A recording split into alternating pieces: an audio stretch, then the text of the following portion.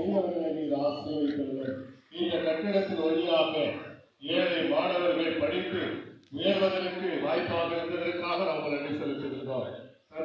ஆசிரியர்கள் தங்களையும் தங்களுடைய குடும்பத்தையும் நலன்களுக்கு வாழ்வையும் வெள்ளையிருக்கின்றார்கள். அதற்காக நாங்கள் நன்றி செலுத்துகின்றோம்.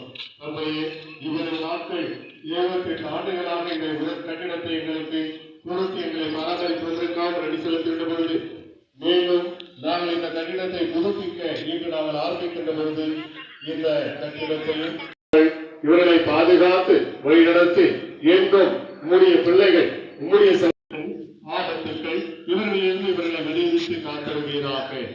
எங்கள் ஆண்டவராகிய இயேசு கிறிஸ்து வழியாகவே மன்றாடுகின்றோம். விண்ணகத்தில் உள்ள எங்கள் தந்தையே,